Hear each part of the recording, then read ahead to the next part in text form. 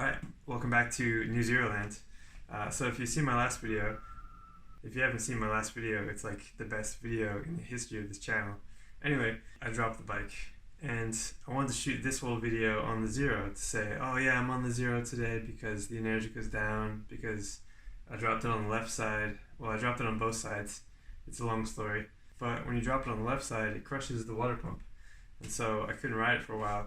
And I thought it was going to take longer to get a new water pump, but it's here already. So instead of shooting a whole video on the Zero about how I can't ride, I'm just going to shoot a video in my garage of me putting the bike back together. And I'm going to tell the whole story about how I dropped it, and hopefully you guys can learn from my mistake.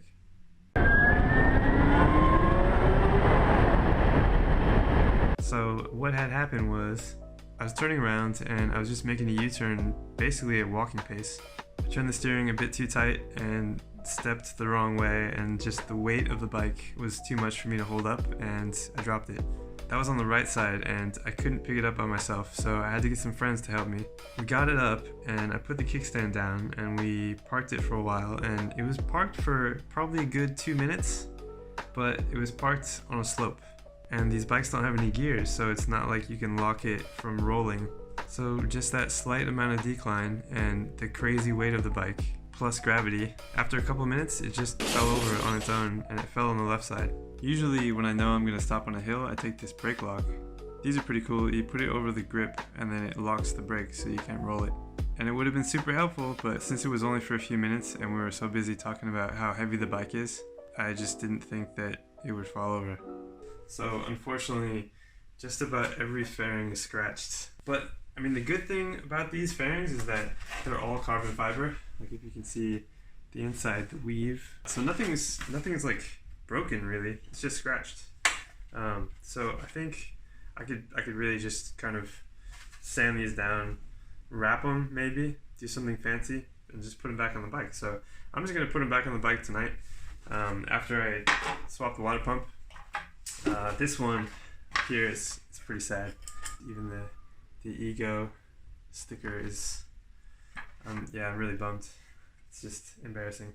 Oh, and actually, so yeah, so you see the mirror snapped off. Everything else, like it's so strong because it's all carbon fiber.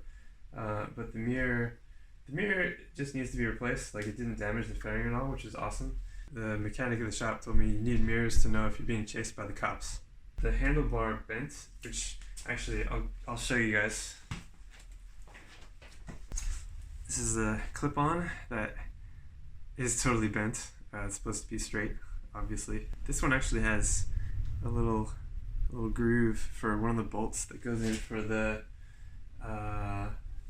clip-on like mounts. My buddy had a spare clip-on that we just swapped on just to make the bike rideable again. So once I swap in the new water pump, it should be good to go and I can ride it again. Anyway, I'll start swapping stuff and bring you guys along for the ride.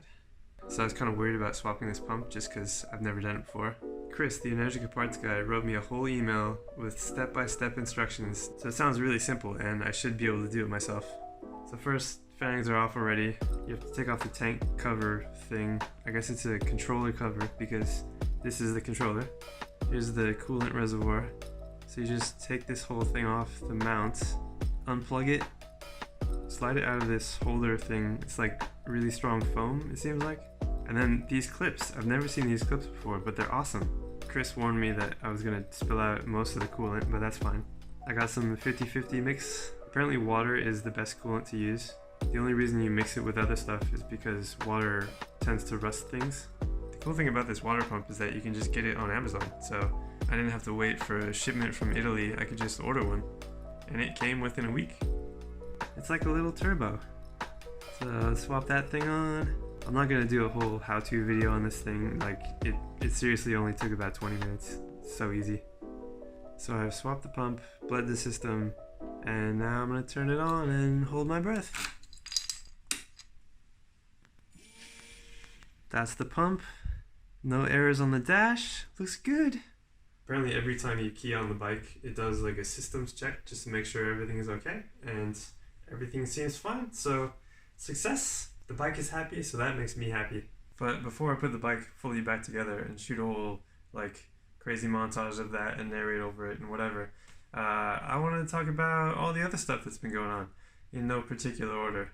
So probably a month ago, I rode the Energica up to a buddy's place, a guy named Simon who has a Zero SR, and I traded him a Zero turn signal switch assembly for a bottle of rum. Perishable. Yes! Sadly, the rum did not last very long. It was also a cool chance just to hang out and for him to see the Energica, get his thoughts.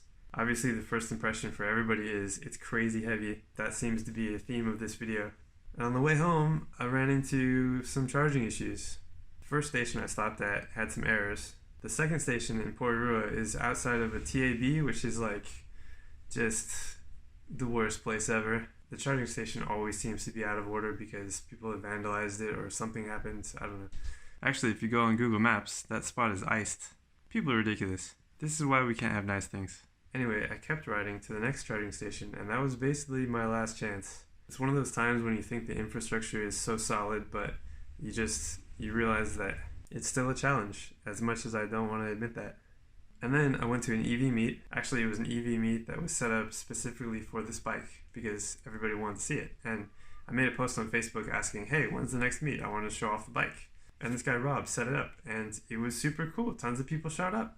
Jez brought his DSR, so there were 2 electric motorcycles, and just so many Teslas. It was crazy. Somebody was even driving their Tesla remotely with their phone. There were a couple Leafs. Somebody brought their Hyundai Kona. It was a cool meet. And at that meet, I met a guy named Sam Niepier, who is building an electric bucket racer. If you don't know what bucket racing is, it's basically really tiny motorcycles like 125s blasting around a go-kart track. And as far as I know it, there aren't any electric bucket racers in New Zealand. I don't even think the rules allow it, but Sam's going to try and change that. He actually started a whole YouTube series to document the build, so check it out, Niepier built. Now, back to the most amazing video on this channel. I was really excited to get my buddy's impression on the bike because, I'll be honest, I've been struggling. Thoughts? Oh, it's very heavy. Yeah.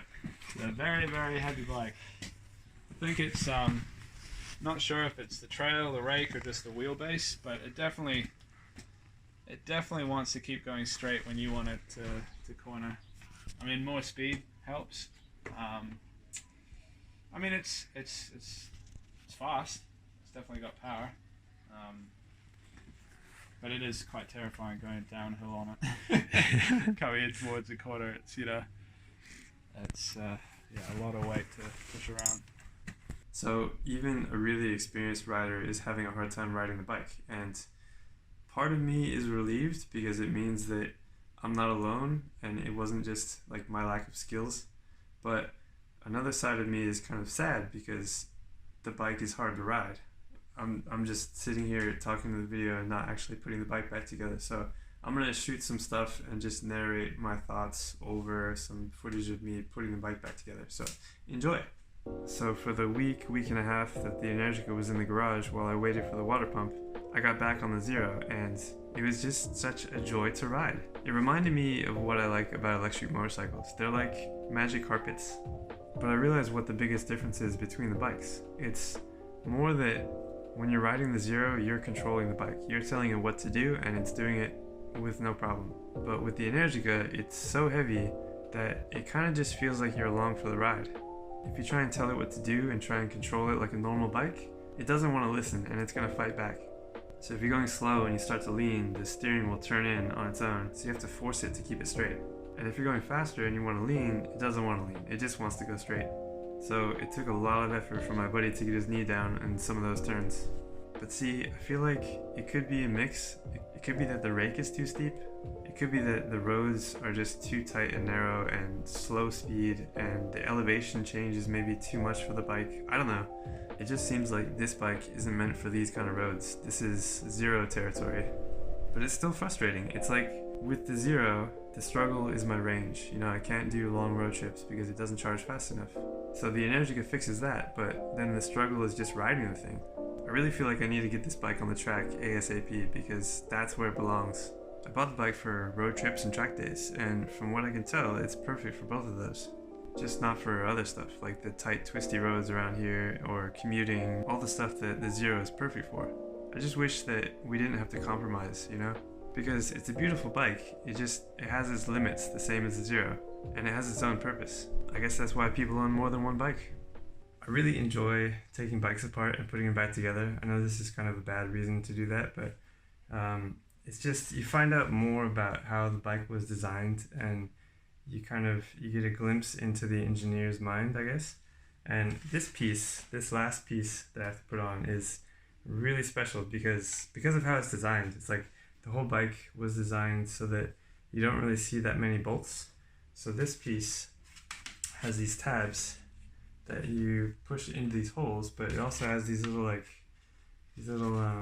tabs that you slide in. So this one, if you can see, it slots into here and here.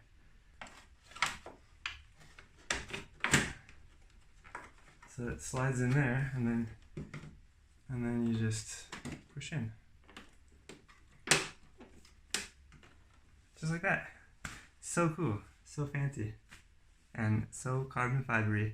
Anyway, it's a really heavy bike, but it's also really special, and I'm bummed that I dropped it already. But now that it's all back together, it's time to go out and figure out how to ride it.